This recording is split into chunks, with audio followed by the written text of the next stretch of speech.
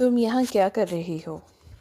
وہی گھر میں برتن دھونے کا کام کر رہی تھی جب ایک لڑکی آئی اور پوچھا۔ یہ آواز جانی پہچانی سی لگی۔ اس نے مڑ کر دیکھا تو وہ کوئی اور نہیں بلکہ اس کی بہت اچھی دوست صبا تھی۔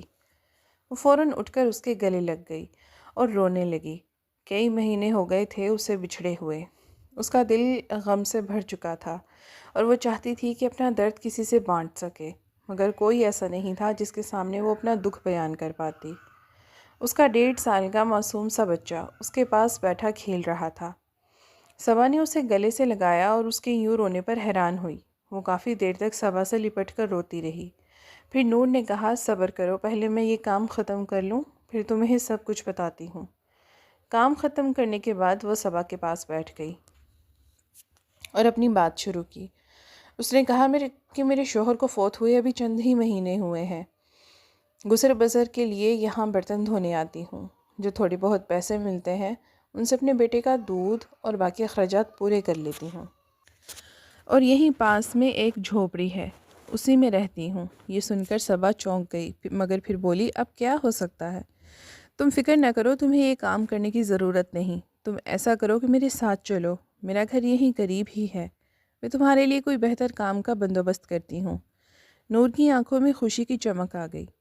صبا نے اس کے گھر والوں کے بارے میں بھی کچھ تسلی دی اور کہا کہ اگر وہ چاہے تو اسے اچھی سی ملازمت دلوا سکتی ہے۔ نور خوشی خوشی تیار ہو گئی۔ صبا اسے اپنے گھر لے گئی۔ نور نے جب صبا کا گھر دیکھا تو حیران رہ گئی۔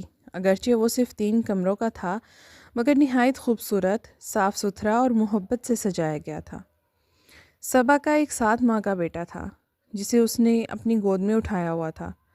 اس نے نور کو ٹھنڈا پانی پلایا اور پھر اپنے ساتھ اسے فیکٹری میں لے گئی، جہاں اس کے محلے کی بہت سی عورتیں کام کرتی تھیں۔ راستے میں صبا نے اسے بتایا کہ وہاں عورتیں نمکوں اور مسالے بنانے کا کام کرتی ہیں، کچھ مشینوں پر اور کچھ ہاتھ سے۔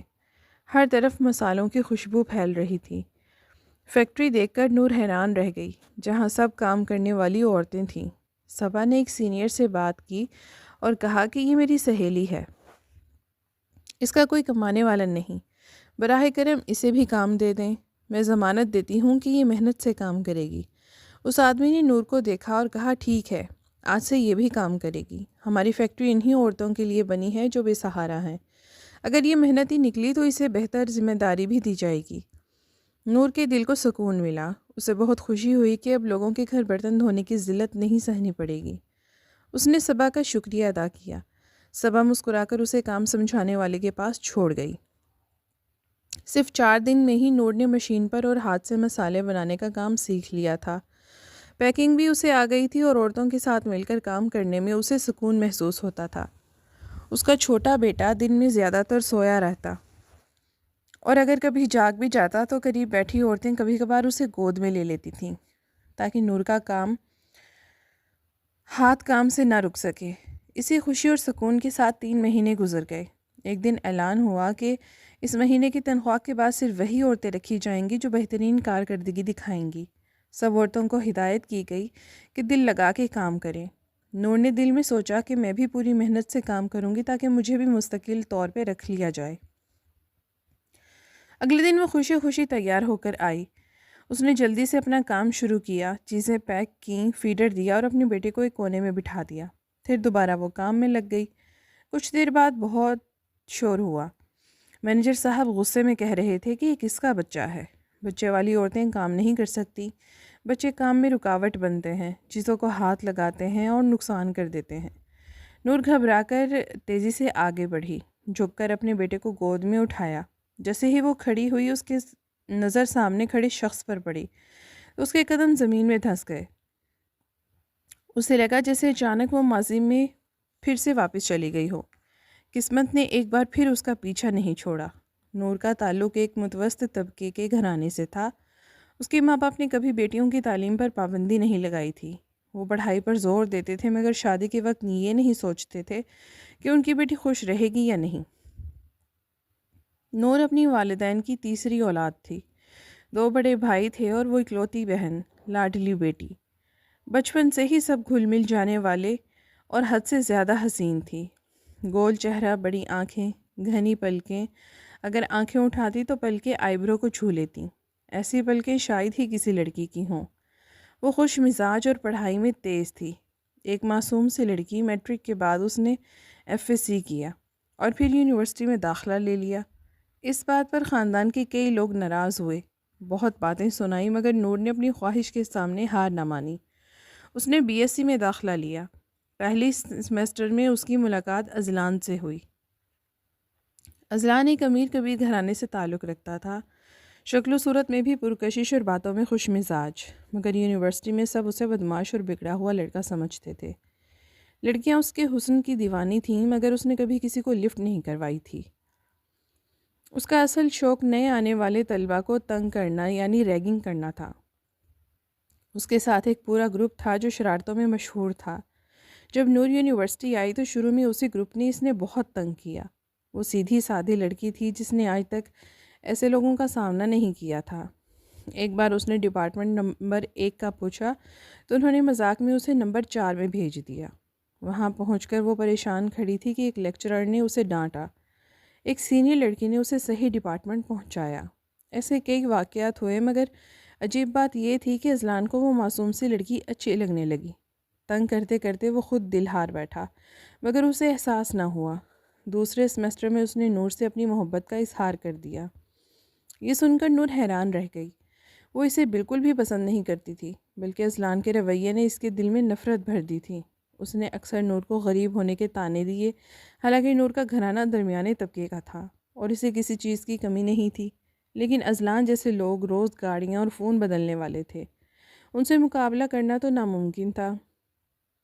جب اذلان نے پروپوز کیا تو نور نے صاف انکار کر دیا تھا۔ انکار کے بعد اذلان نے اس کی زندگی اجیرن بنا دی۔ یہ بات گھر والوں تک پہنچی تو سب ناراض ہو گئے، حالانکہ نور نے کبھی اس سے کوئی دوستی رکھی ہی نہیں تھی، مگر بات اس طرح پہنچائی گئی کہ نور ایک لڑکے کو پسند کرتی ہے اور دونوں ہی جلد شادی کرنے والے ہیں۔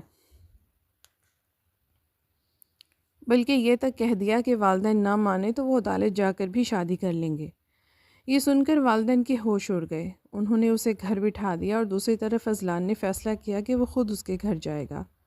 اس نے ایڈمیشن فارم پہ لکھا ہوا تھا اس کا پتہ نوٹ کیا اور اپنے دوستوں کے ساتھ اس کی گلی میں جا کھڑا ہوا۔ وہاں سے پتہ چلا کہ آج رات ہی نور کی شادی ہے۔ یہ سن کر اس کے ہوش اڑ گئے۔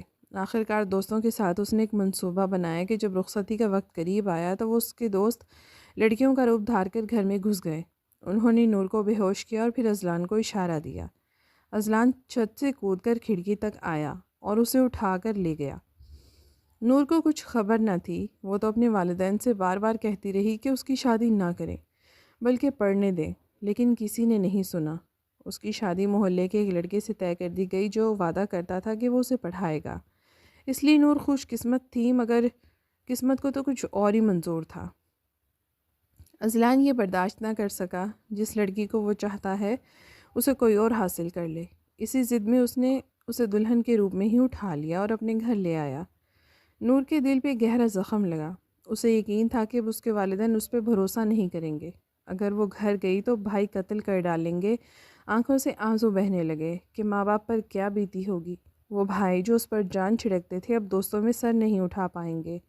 خاندان والے تانے دے رہے ہوں گے، اور یہ سب سوچ کر وہ روتی رہی۔ اذلان نے زبردستی نکاح کر لیا۔ نور نے لاکھ منع کیا، مگر اذلان اپنی ضد کا پکا تھا۔ اس نے نور کو کچھ عرصہ ایک چھپے ہوئے گھر میں رکھا، پھر اپنے والدین سے ملوایا۔ اس کے گھر والے نور کو دیکھ کر خوش ہوئے اور عزت دی۔ ان کے نزدیک کوئی غلط بات نہیں تھی کہ بیٹے نے اپنی پسند سے شادی کی ہے۔ ان کی نظر میں نور ایک اچھی اور نیک لڑکی تھی۔ نور نے بھی چپ ہو کر نصیب کو مان لیا، لیکن دل میں اذلان سے نفرت کرنے لگی تھی۔